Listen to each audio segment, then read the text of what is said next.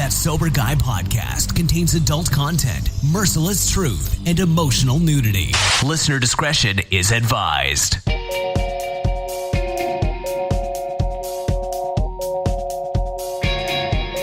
Yo, what's up? Thank you for tuning in today. Thanks to Humans for bringing us in. Thanks to you for supporting the show. I'm Shane Raymer. You're listening to That Sober Guy podcast, and we help people stay sober. We're coming to you live from San Diego at the Innovations in Recovery Conference. And today, we're talking with my good friend and best-selling author, inspirational speaker, and awakening coach, TJ Woodward of Conscious Recovery. Man, it's always good to run into him. I think this is second, third, fourth. I don't know. We've done quite a few shows together, so it's always great to chat with him. Before we get to TJ, be sure to check us out at thatsoberguy.com. You can also connect with us on Instagram at RealThatSoberGuy and on Twitter at Shane Raymer. I mentioned we're at the Innovations in Recovery Conference, and I know some people go, what the hell is the Innovations in Recovery Conference? It's about everything new in behavioral health care. So why are we here? We're here to bring you some of the top experts and recovery advocates and help inform you on what's going on in the recovery community, as well as the treatment industry, and of course have some fun at the same time. If you want to learn more about Foundation's events, Innovations in Recovery, Moments of Change, you can go to foundationsevents.com and you get some more information there. Last, finding the right treatment options for addiction and mental health illness can definitely be tough. That's why Sober Guys continue to partner with Foundation's Recovery Network. They stay true to their mission. They hold high ethical standards and provide treatment in a nationwide network of residential and outpatient programs. So if you or a loved one needs some help, you can go to foundationshelp.com/soberguy. That's foundationshelp.com/soberguy. Or you can call 833-81-SOBER. That's 833-81-SOBER. You can talk with an admissions coordinator about treatment options. They can answer any questions for you, and I promise you'll be well taken care of. TJ Woodward, here we are, my friend. Once again, what is this, like conference 3, 4? We've done some live shows, some Skype, Zoom podcasts, all kinds of stuff, man. We have done some shows together, so I am really grateful to be here. Always great running into you. And you know, for anyone who's listening, I just want to also say, you know, you are one of the very top recovery podcasts in the world. And I Googled top podcasts for recovery and sobriety. Yeah. Your name pops up. So I just want to say thank you for living your dream, your passion, and reaching millions of people that you're never going to get to meet. And how cool is that? Man, dude, I almost don't know what to say to that, because I don't know if it's something from a recovery thing or just a personal thing. Sometimes I have a hard time taking compliments, man. I work on that. Some I've been working on, you know what I mean? Because I tend to minimize stuff. And I think a lot of us, or a lot of people can relate to that, whether you're in recovery or not.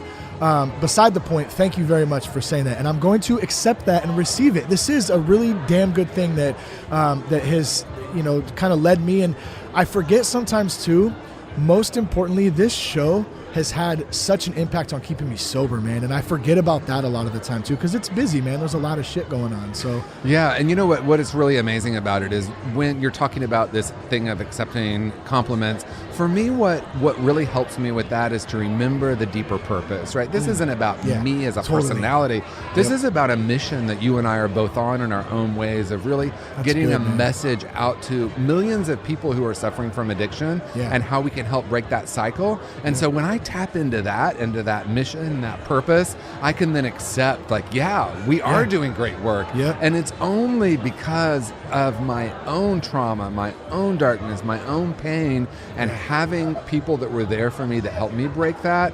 And so it's like, I've signed up now for the rest of however long I get to be on the planet. This is my mission. I love it because when we look at a recovery program, and my sponsor and I talk a lot about this too, when I start getting up in my own head about stuff, I need to turn to someone I can help. That's one of the main things. And so it kind of equates to that, it relates to that, I think. It's not about me. There is a bigger picture. It's about people. It's about community and actually going out. And I think mission, you said mission, that's a good word to put. Like, I'm on a fucking mission sometimes. I feel I don't know where the hell it's going sometimes, which is fine.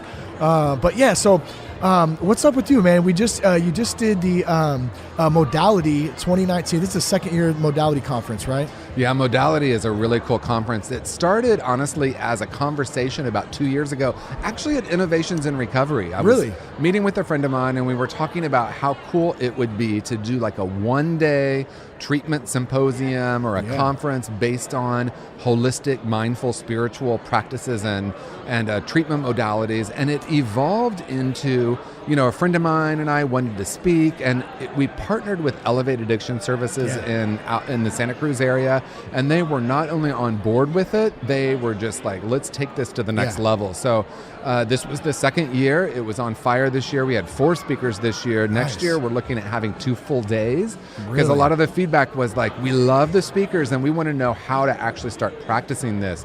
So it's going to be even more experiential. We're going to speak, and then we're going to have some panels, workshops and stuff. Exactly. Oh, wow. Yeah, and Seth and I got to go out to the Modality 2018, which was the first one, and Elevate did a great job of putting that together and really being very welcoming, and the content, of course, you and Noah were there. It was awesome.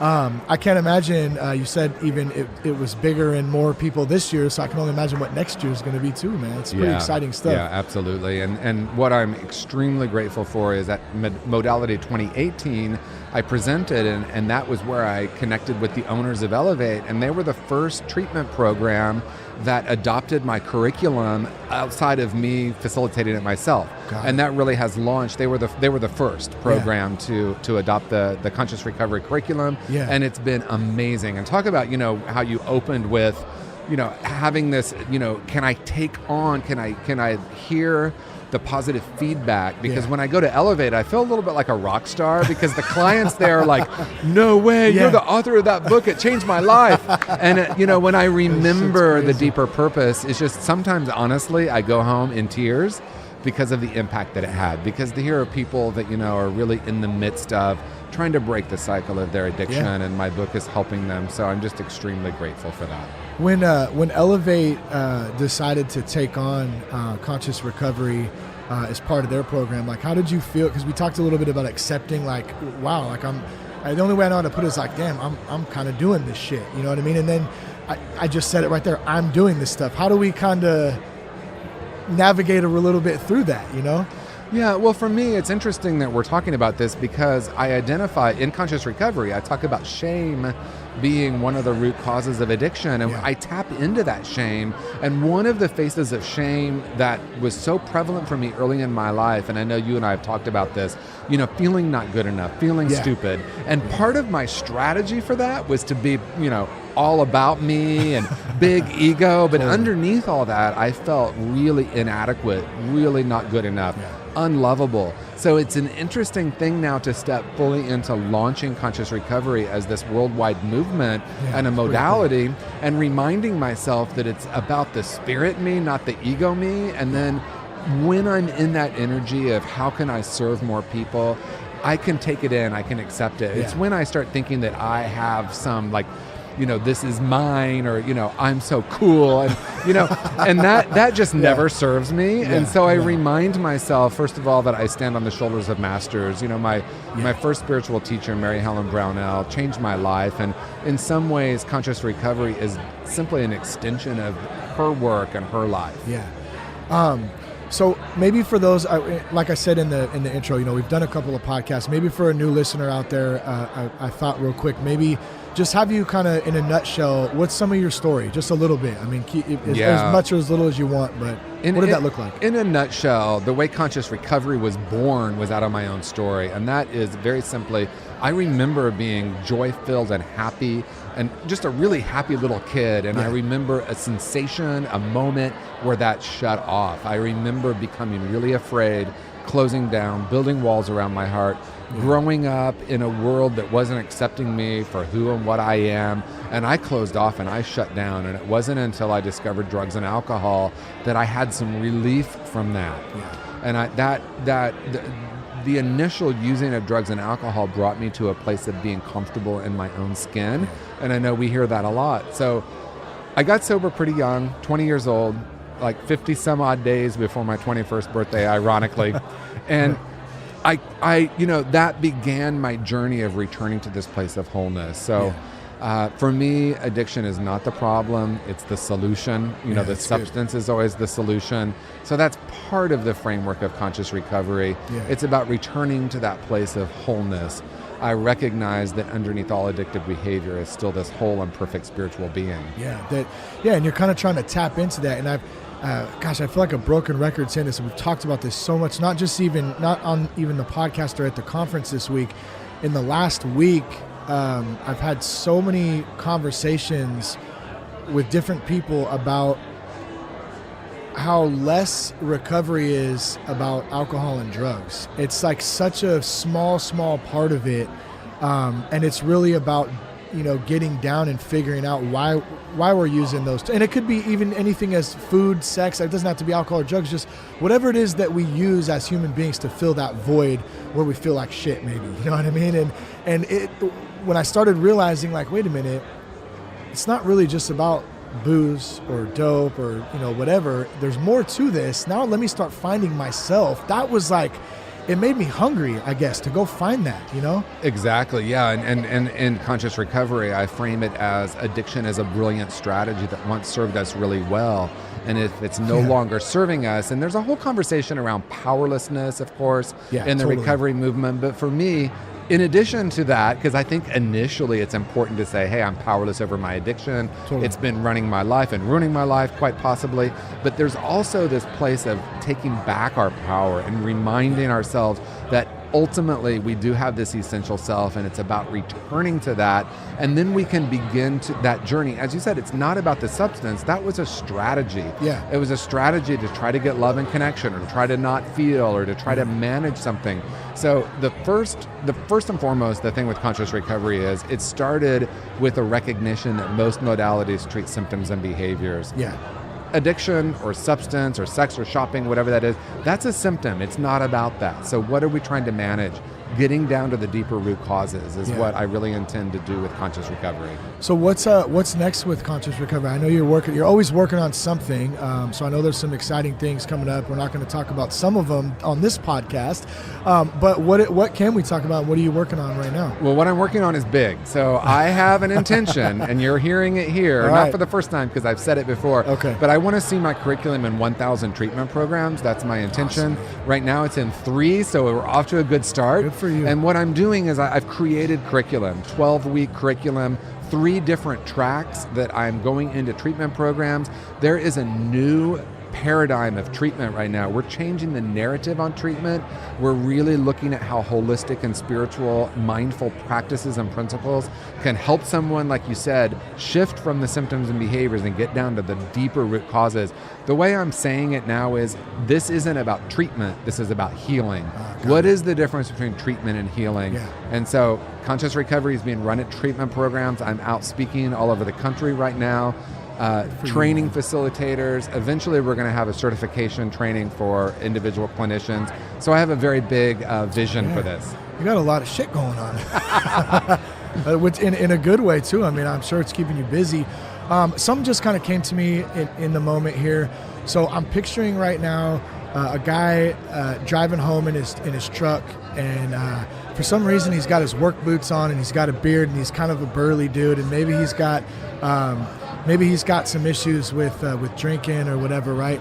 And he doesn't really know a lot about what there is to offer, like what modality means, what holistic means. Like, wait, meditate? That doesn't mean I just have to sit Indian style and get all fucking weird. And like, how can you explain something to somebody? And maybe I don't know why I'm picturing that type of person right now, but anyone in general who doesn't really understand, like, what's the best way to simplify to them maybe some of conscious recovery? What other options are out there? Like, damn, there's this whole different life for you out there if you really want to look into it. Yeah, the way I would say it, first of all, that the type of person you're describing, right? I recently met someone that kind of fit that profile, right? and he was working through Conscious Recovery Workbook with his counselor, and the counselor was like, this guy's never going to buy all of this. Yeah. And it was true in the beginning, Yeah. right? So in the beginning, this guy's, I don't know what you're talking about with all this meditation, Yeah, what the but hell there is was a profound shift in this person's perspective. So really, it's actually a simpler way to say it is to say that we come into this world really connected with the truth of who and what we are, and the world in some way starts to break us, right? And we start to believe that there's something fundamentally wrong with us. And everyone, no matter what, from a CEO to a construction worker, can understand that experience of, the teacher in school, the kids on the playground, maybe a parent that gave messages that you're not enough, you're not good enough, you're feeling broken. And I worked with a counselor at a very high-end treatment program, $60,000 a month, and she worked there, and then she went from there to working in a program in the Tenderloin in San Francisco, working with the homeless population, and she called me one day and she said, oh my God, the root of it's the same.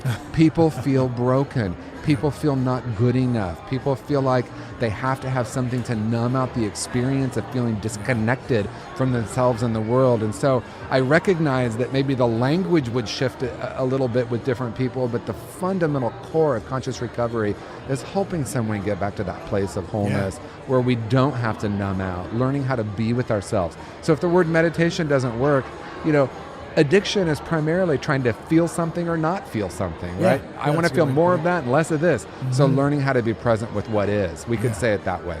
Yeah, that's crazy. Like, so whether we're talking $60,000 a month or, homeless in the Tenderloin, the root cause of that is still the same, which makes sense. And I think that kind of goes along with the fact of, and I know even this for me for a long time before I got sober, the vision of somebody with a drug or an alcohol problem was the homeless person sleeping in the doorway with the brown bag. There was that stigma behind it, and it's like, no, that's really not what it is. It comes CEO, construction worker, nurse, clerk, black, white, gay, straight, fat, skinny. It doesn't discriminate. Like we're all, and I know I'm kind of blabbing here now. I just got real excited on this one.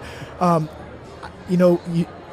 really tried to practice and I learned this from listening. Have you ever heard of Jocko Willink? Mm-hmm. Jocko podcast. Awesome dude, ex-Navy SEAL, super badass guy. But I watched a video my buddy David Rashford sent over to me, and it's just like a minute and a half. And he goes over how you got to find the good in shit. So whatever situation you're in, what can you find that's the good in that situation, and how can you flip that? Because you can destroy your own mind, and that's your choice. It's not really the external circumstance that you're in. It's how you're going to perceive that, how you're going to work through it. What good can you find in it?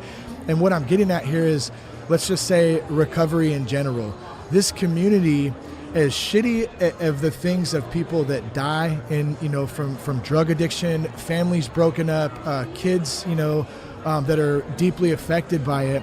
At the same time, on the good end of the spectrum, it brings so many people together to kind of combat that and fight against it. That's one reason that makes me really proud to be a part of it. I get to be a little piece of that puzzle. Yeah, and that's something that's just, for whatever reason, part of human nature, right? Like tragedy brings love, right? Yeah. Like we're looking at Notre Dame and what just happened at the cathedral there, and there's this group of people coming together, holding these candlelight vigils. We see, a child missing and people coming together to try to find that child.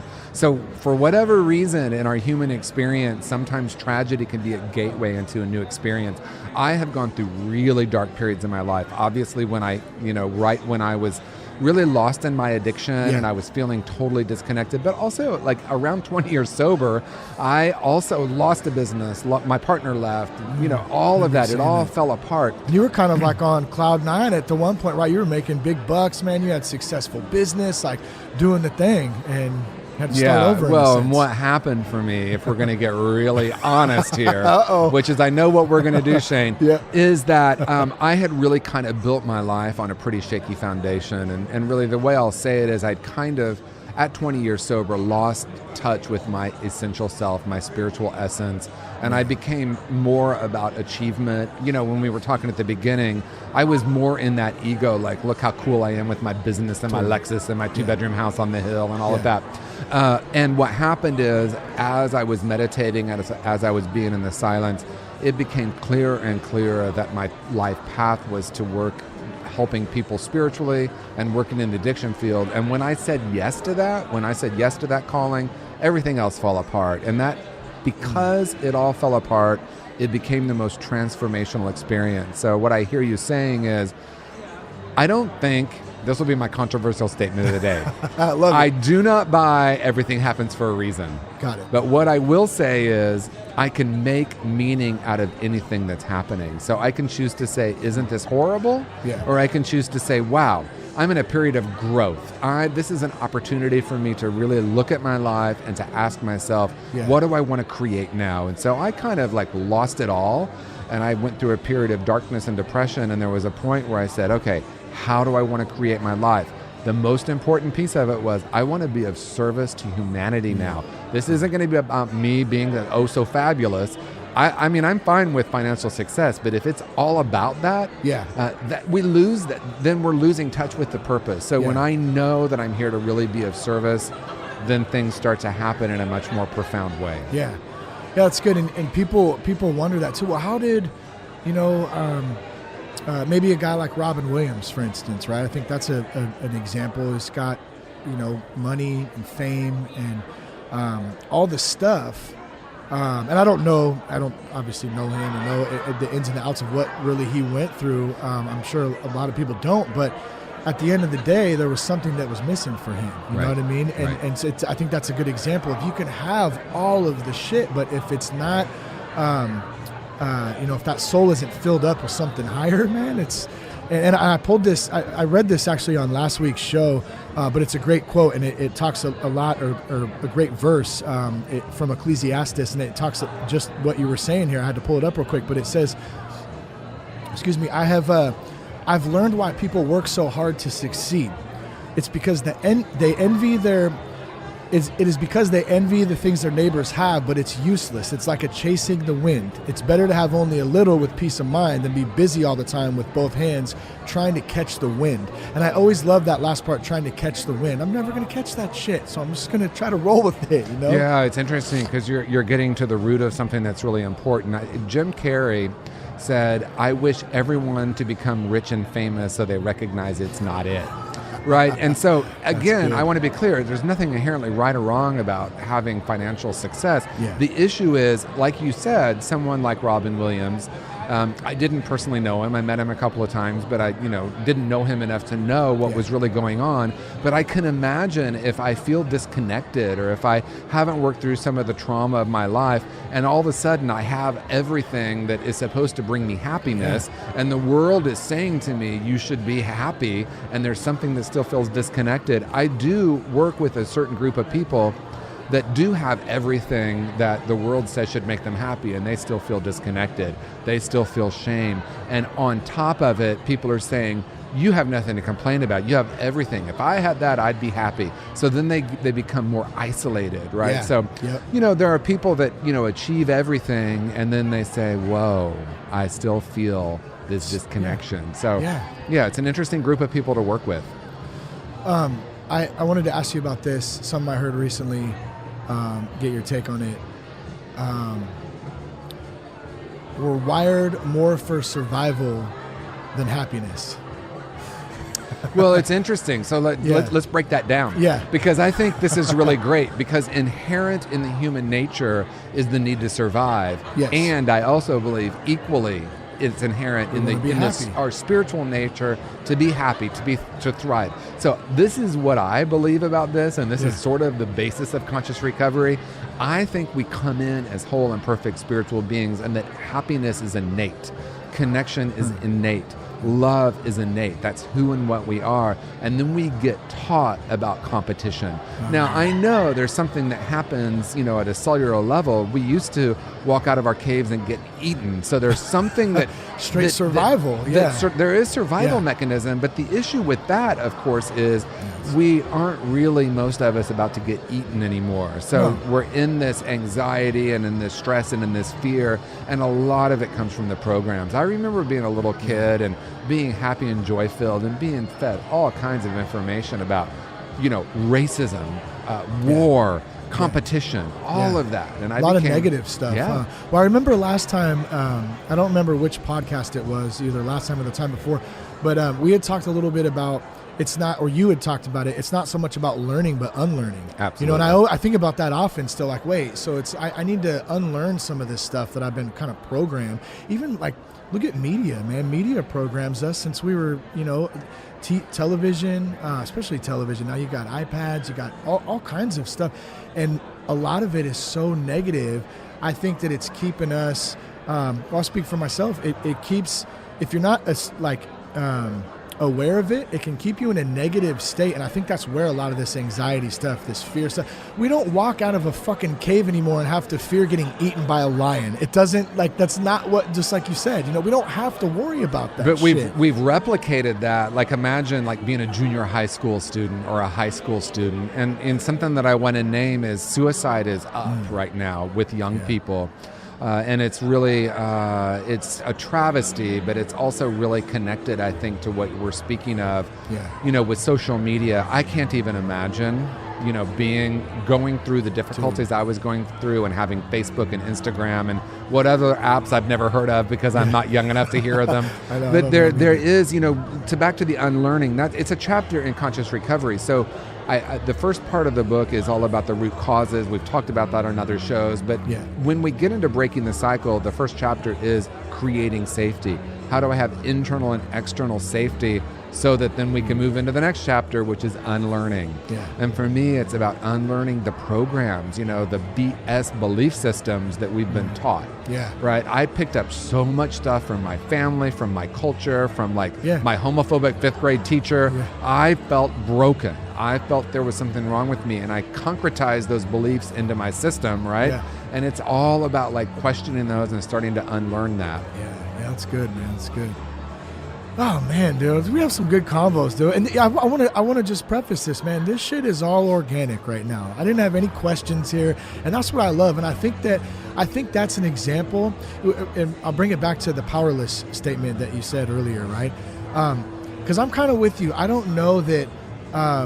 Like, I guess how I see powerlessness, and my sponsor and I talk a lot about this too, the letting go thing. It's so much just about me not trying to control everything.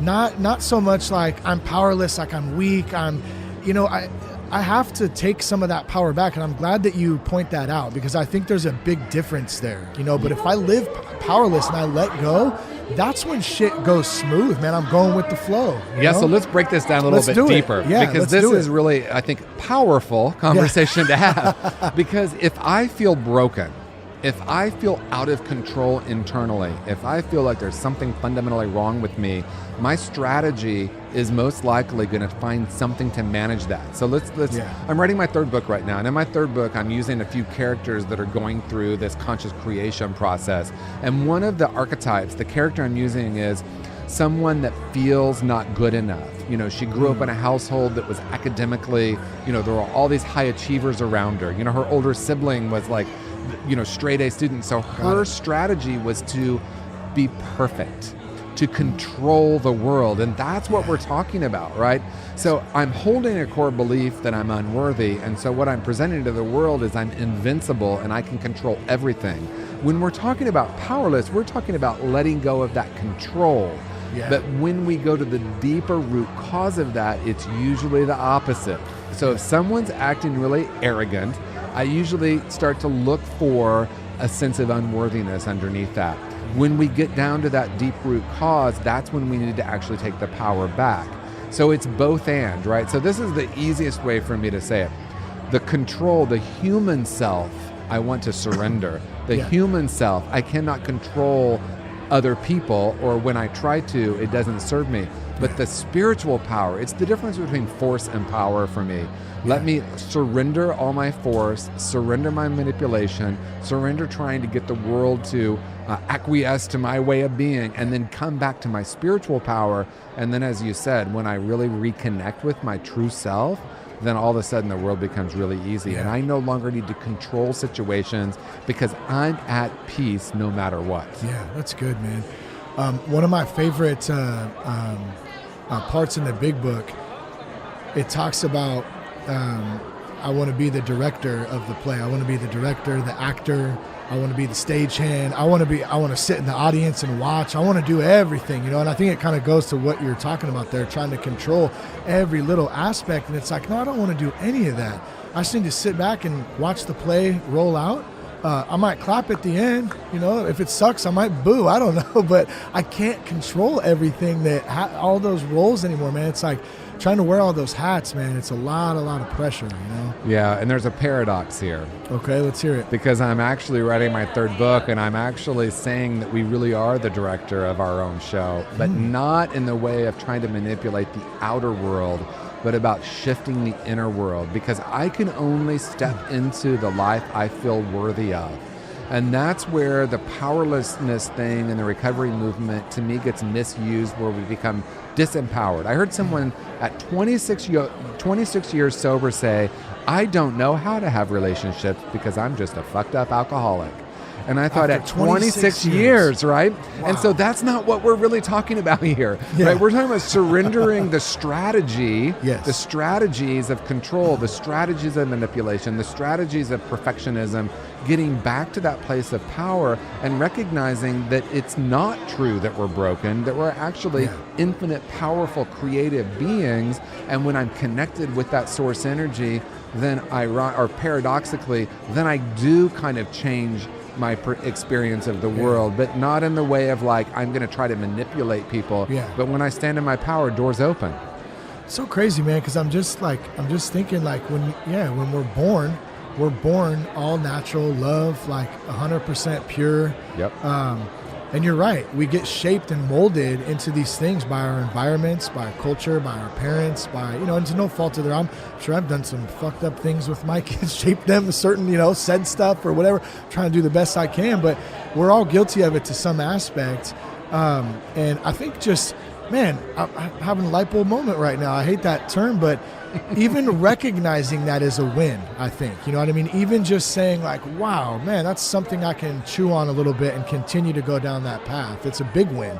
It's actually, I think it's fundamental, because when I have a paradigm shift, and that's what I intend to create with Conscious Recovery. And if we want to go a little deeper, because I know we can, we're really talking about the quantum field here, right? And the quantum field says, when I call something, I see it. Right. And so my intention as a counselor to be working with someone or facilitating a group is to hold that place of seeing the spiritual wholeness in that person. And it has a profound effect. Got it. So when we really understand that we came into this world as perfect and whole spiritual beings, and we've been programmed, but just like the sun is out, regardless of whether or not we can see it covered by clouds, this is really about unlearning and letting go of the programs so our natural light can shine. So the question I have for the listeners right now is, what if you're not as messed up as you think you are? What if you're actually whole and perfect, and this isn't about learning anything, but this is about unlearning and letting go of all those beliefs that we were programmed to believe are the truth of who and what we are, so we can actually get back to that spiritual essence, that place where we no longer need to cling or avert, the Buddhist definition of suffering. Right? So be in a place being in a place of spiritual wholeness and at peace. You just titled the podcast, by the way, "What If You're Not As Messed Up As You Think You Are?" It's a good title, I think.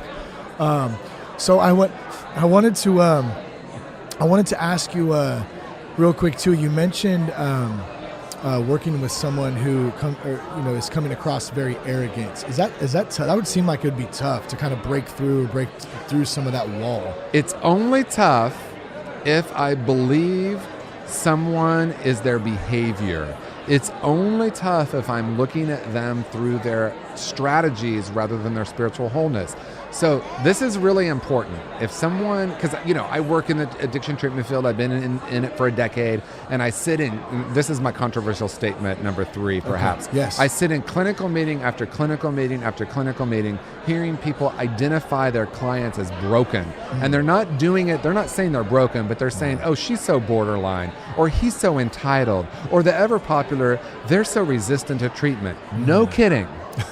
Of course they're resistant to treatment. They're coming out of an addiction. Yeah. Or another one that I love is they're drug seeking. Well, yes. I haven't heard that one. Drug seeking. Yeah. So like a psychiatrist will say, they're coming to me talking about, their issues, but I feel like they're drug seeking. I see, got it. Well, yeah, of course they are. Yeah. They're wanting to numb out. They're wanting to manage it. Yeah. So if someone comes in looking really arrogant or entitled, rather than viewing them through that lens, what if I were to say, I wonder, that's a strategy. I wonder what's underneath it. Yeah. And then with that person, just hold a space, see the spiritual perfection, start asking them, what are your strategies to feel comfortable? Maybe they can name it then. How is it serving you? How is that, bravado serving you? And I love that because it's not about like having all the answers. You know what I mean? Like we don't have, I'm not here. I can't even fucking fix myself. Like how the hell am I going to fix somebody else? But what I can do is I can listen.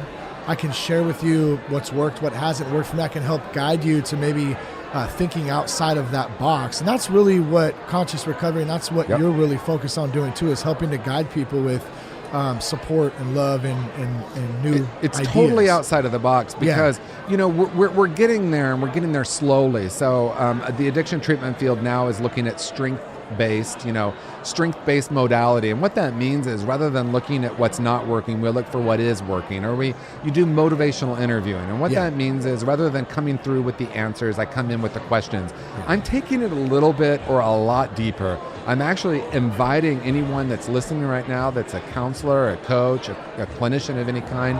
What if you were to make a commitment to go in to your next session or facilitating your next group and not look for anything that's broken, but to hold a space of what might happen if you looked for the wholeness in that person. Mm-hmm. And as you said, first of all, it is a lot easier when I don't have to have the answers. Yep. I can just hold a space and notice what emerges. It doesn't mean I don't have a perspective or I don't have experience to share, but when I come in with the paradigm of there's something wrong with you and I have the answer, that creates, first of all, our clients or anyone coming out of an addiction is highly attuned to our motivations, right? So that's why people will say to me, wow, I just feel really comfortable around you. It's not, all it is that I'm not looking at them as broken. Yeah, exactly. I'm not trying to fix you. I'm not trying to tell you. That's the other thing. Who wants to be told what to do? No one. There's the answer. My 4-year-old definitely. My 8-year-old even more than my 4-year-old. I know I don't at 37. I don't want to be told what to do. But if you frame it up in a way that helps me think for myself, boom, then we're onto something. Yeah. You know? And really asking the question, since we know it's the title. And I want to give a plug to my good friend and colleague, Dr. Adriana Popescu, because she will say, what if you're not as effed up as you think you are, right? And it's a game changer, right? Because what happens is someone has this shame identity, and maybe they're the identified patient in their family. And if you're new to the recovery world, all that means is they're the one that people are viewing as broken. Like, you're the problem, and if you could just stop shooting up heroin, our whole family would be okay. Yeah. We know that's not true, but then they take that on as identity. Perhaps, and let's go a little deeper with it. Someone who's sexually abused as a child, they were victims at that moment, but the issue is they, in some way, believe that they were at fault or there's something wrong with them. When they hold the energy of being broken, it might happen to them again. And so they start to feel broken. They're using drugs, so they get to feel more broken. Now, not only are they a sexual abuse victim, that they're now heroin addicts, right? And so they come into treatment, and then they meet with a clinician that's like, let me diagnose you and look for what's wrong, right? So we're talking about something really different, and that question alone, what if you're not messed up? What if underneath all of that, what if all those were strategies? The victim piece is important. We could do a whole show on this. Oh yeah, I love that one too. We might have been a victim early in life, but we have a choice of whether or not we're going to take on the identity of a victim. Now, we can call ourselves survivors, but even that has victimness in it. What if I'm a whole and perfect spiritual person, and what if I recognize that I no longer need to carry my past with me? What if we could actually go back and change the past because we can have a different experience or perspective of it? When I hear people in recovery circles say, I'm going to tell my story, it's the same, it's never changed. Well, what if it could? because I have a different perspective of what happened to me at 7 than I did when I was 2 years sober. Yeah. I recognize now, wow, my dad was doing the best he could. I had an experience of him not being home, and I had a lot of core false beliefs that were developed from that. But there wasn't anything wrong there. It was just that was what was needed for me to actually have the experience of this breakdown and then breakthrough. When I walked around for so long, and I know many other people have experienced this, or maybe they know somebody who does it with that victim mentality. I call it the V on your forehead, and everything is the world's fault, or my dad's fault, or my friend's fault, or this happened to me, that happened to me. And I'm not making light of any absolutely terrible things that have happened to some people, for sure. But you're so right in the fact that we have a choice to continue to live like that, or there's power in that too.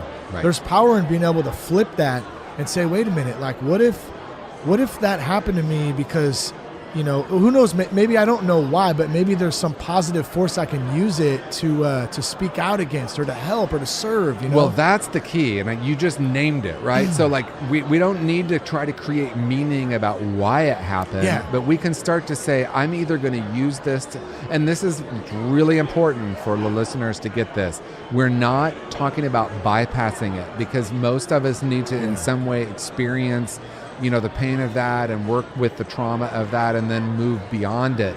We're not talking about bypassing that, but ultimately there's a place where we have a choice of either taking on an identity of a victim or beginning to come back. And again, we keep coming back to the same theme of reclaiming our power. And again, we're not talking about force. We're talking about that spiritual essence and power. But the why will eat you up too. Totally. I know, and I've done, well, why? Why did this? Why did that? Like, I might never know why in certain circumstances. There might not be a why. There might not be. Exactly. Who knows, So finding some acceptance in that, I think, is a big part of being able to move on from that. Well, we're so stuck in the paradigm of good and bad and right and wrong. The issue with forgiveness work for people is they think that, how can I ever forgive that person for doing that? He was wrong. And we're moving beyond that paradigm of right and wrong and saying, this is what happened. This is the impact it had on me. I created this sense of a broken self. I'm going to go back and do that healing work. I'm going to shift from blame to recognizing that now, the simple way I'll say it is, my friend Gavin said, I used to blame my mom for my posture because she didn't teach me to sit up straight. Then I realized I was 37. Right? And it's like, okay, I now get to work with this. This is my choice now. I'm going to work through this so I don't have to keep carrying, it's like I carry my story. There's a part in conscious recovery that I call living beyond our story, right? Instead of looking for the why did this happen, we can look at what impact it had on me. So what and how are more powerful questions. How do I begin to break this cycle? What would it be like for me to be free? Some of us are so identified with our shame and our story and our trauma that we don't know who we'd be without that. Oh, yeah. That was one of the most amazing things at 31, 32, when I got sober, is when I started to thaw out. It's been so exciting to learn who I really am as a man, as a father, as a son, as a brother, as a dad. And it's fun and it's exciting, like, wow, I get to learn. I never really knew, you know what I mean? And I'm still learning each day. I just realized something too. There's about 167 other conversations going on in here, TJ, and we just had the best fucking one. What do you think about that? That's right. Good. Well, and I wanted to touch on something you said too, like saying learning how to be a man. One of the things that just to touch on, I know we're probably winding down, but just the gender roles, right? Like, what does it mean to be a little boy? What does it mean to be a little girl? And we're moving into this different paradigm where people are like, what does it mean to be a spiritual being or a human being? That we don't have to take on these deeply entrenched roles. I work with men, I work with a lot of men, and sometimes I'll brainstorm when I'm doing a group with men, what have we been taught about what it means to be a man? To be strong, to be brave, to be super smart, to be the breadwinner, to always have it together. That's not a human being, right? So we are nuanced, we're multifaceted, and then, to be able to start to unlearn some of those programs around what it means to be our gender, that's a perfect example of how unlearning is so powerful. Yeah, man, unlearning is like, I had never really thought about that, until in the recovery, obviously, like, wait, I always thought I need to know more, I need to know everything. And then if I didn't know something, I get pissed off at myself because I don't know it, feel like a dummy, maybe never try it again, never try anything else. It's like, damn, I got a lot of shit I need to not know how to do anymore. I need to let go of that stuff, you know? Yep. Interesting stuff, man. Well, and that's one of the deep programs of being a man, too. We need to have the answers. Yeah. Oh, yeah, totally. And I don't have the answers anymore. I got a lot of questions, though. Yeah, me too. Well, my sponsor buddy, and you know, I love him to death, man. He's a great friend, mentor, sponsor, good dude. He says, the older I get, the less I know, man. And I said, I love that. You know, I used to think people were being humble, but now I know that they really meant that. yeah, exactly, right? Yeah, I don't really know shit. And it's so much easier like that. No, I don't know that. Why don't you show me? There's a lot of freedom in not knowing. There is. Yeah, I don't need to know everything. And I actually struggle with that sometimes because I want to know all the answers to stuff. Why? This, that. Yeah. Whether it's, you know, recovery to what's going on in the world. You know what I mean? It could be any little thing. And I just have to say there's some things I'm just not going to know, you know? And, just be okay with that. And there's power in the question. And one of the things that I've worked with is shifting from why to a more empowering question. Because, like, why is this happening? Like, why is Donald Trump president? Why is, you know, whatever it is we have, why is this happening? Shifting from that to, like, how is this impacting me? What is mine to do? Yeah. What would it be like for me to have freedom? Yeah. You know, because people, you know, I'm using that as an example about the president, regardless of where you're at politically. Yeah. If I believe I can't be free because a certain person is president, wow, I've given that person power. Totally. And I don't even know him, right? So, totally. Like, what would it be like for me to say, what would it be like for me to be free? Totally. What would it take for me to be free? Well, I think that even ties into what we're talking about the programming that goes involved, from anything, from media, from politics, just shows in general that we've watched growing up, and there's a lot of division, I feel like, in a lot of that stuff. And I think that you know, and I'll kind of leave it at this because I could go off. We could do a whole nother fucking podcast on this too. But I think there's a strategy of divide and conquer. The more we can divide people, the more you know, the more power it gives us. And that's, you know, what I was saying about recovery. I love it because it brings people together, though there's some jacked up stuff that happens sometimes. Yeah, and that is a whole other podcast of how we create the other. You know, and totally. and the bottom line is it's fear, right? Yes, man. Yes, everything stems. Just had this convo too with buddy, but you either. There's two things. Well, I can't even remember the second one, but fear's one of them. Fear or love. Fear or love. That's it. Except for, how did I forget that? I don't know. I'm going to take that deeper too. Okay. So, because a lot of times we hear everything's fear or love. Yeah. I've changed it to what if everything is love or a request for love?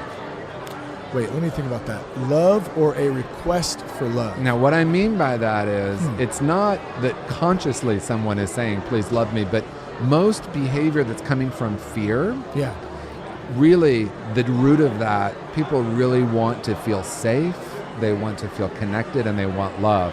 So in that way, rather than saying, you know, this person's in fear because there's a judgment about that, I wonder what they're really seeking. You know, that's so prevalent in my work in the addiction treatment field. Good. Rather than saying, wow, this person is really coming from fear, or this person's really entitled, I say, wow, I wonder what they're really seeking. Well, we're all seeking love and connection. Totally, so it always comes back to the same thing. Everyone wants to feel like someone gives a shit about them. Another way to say it. I know, man. I know. Well, good stuff, man. Anything else you want to touch on before any new projects? You're working on a new book. Yeah, we're working on a new book. I do 4 retreats a year. I do individual counseling. I send out a daily inspirational quote. So if you go to tjwoodward.com, you can sign up for my inspirational daily quote. We can stay in touch. The book's going to launch the end of this year. There's a lot of amazing stuff happening. Yeah, and I'll be sure I have all the links to tjwoodward.com. Everything will be in the show notes, so for those of you out there listening, you can go there and you can click on that. TJ, dude, always a good time, man. Great conversation, man. That was one of my favorites. Thank you, Shane. Good stuff, yeah. Check us out at thatsoberguy.com. You can connect with us on Instagram at @realthatsoberguy and at Shane Raymer on Twitter. Once again, we're at Foundations Recovery Network Innovations in Recovery Conference in San Diego.